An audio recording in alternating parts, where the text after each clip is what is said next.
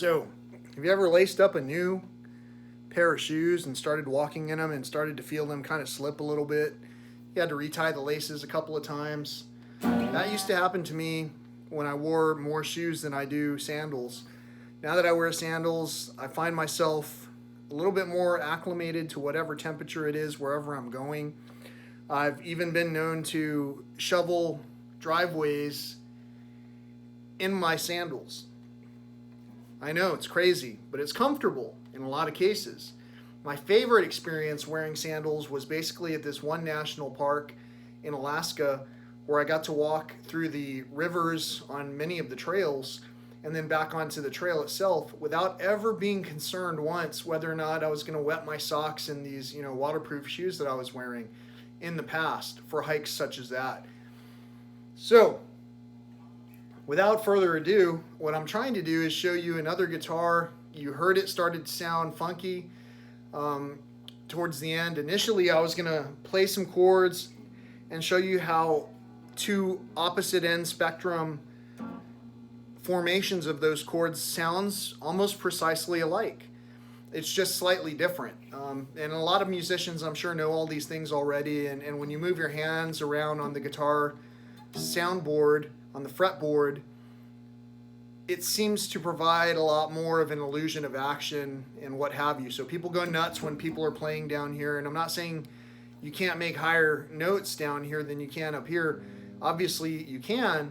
What I'm saying is sometimes things that we were really impressed by are illusions. And this guitar that I'm showing you is a different illusion of the former guitar that you saw on yesterday's episode. So today, let's call this day 18 since I just recorded day 17. I wanted to show you back to back the Skywalker versus the Vader. The Skywalker guitar is slightly different. The Vader, I didn't talk a lot about the features. It had a push-pull knob that somehow operated the different pickups and did something to how they're bridged. I'm not really sure. What I am sure of is that I dialed it in and found the right sound on the Vader. On this Luke guitar, I just tuned the strings, which were sent very detuned. And that's important when someone ships something, to take time to do things like detune an instrument and to perfectly acclimate it so that it arrives to an area in an uncompromised condition. If you have a lot of tension pulling on the strings and the neck and the body experience any kind of flex, and the tension is such that maybe in transit the temperature causes the wood to warp in any way, you can cause significant damage to these things when they're shipped. So that's a whole other topic for a whole other day. I know, mind blown, right? That's what that was right there. Not just trying to get the hair out of my eyes. Here's the Luke guitar.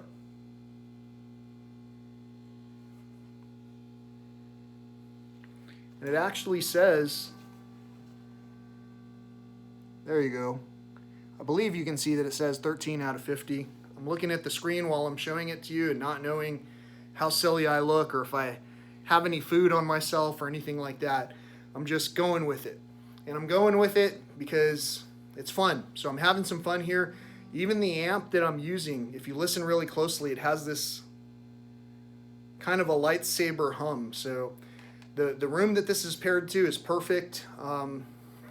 I don't know what else to say except for this is a great graphic. It's a lot of fun.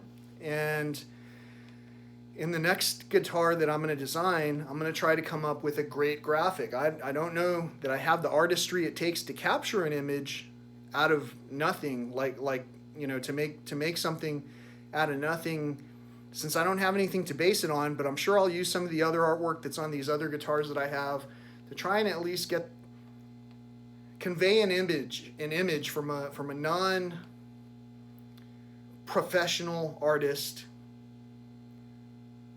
to whoever decides to watch and tune in and see what I get to produce. My guitar, I'll withhold the concept for now, but at some point I'd like to make a Big Bend National Park inspired guitar, and for that one I already have a guitar body in mind. This guitar body is the same as the other one. I don't know the exact model. I know it's a full-size guitar. This one has one pickup, whereas the other one had 2 pickups, and it came with a PV strap, which is much different from the Vader strap that you saw in the other episode. In this particular case, I believe this is the strap that was to come with this guitar.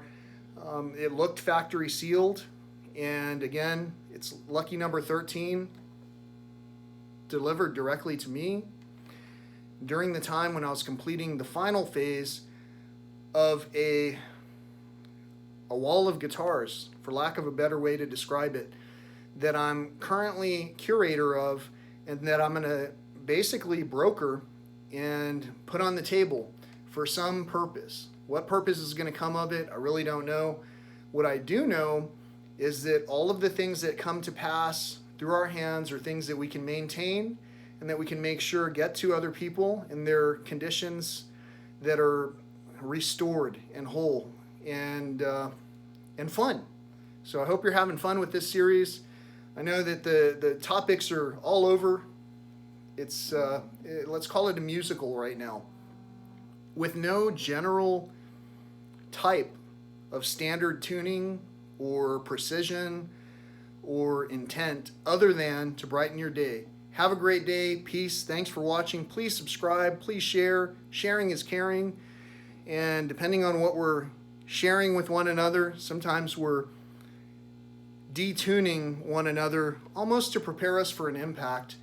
But we're past the point of impact at this point. We're at the point where we need to find out who's been damaged, who hasn't, and pick each other up so that we can get to that next level restored and whole and healthy. So peace be with you. Thanks for watching.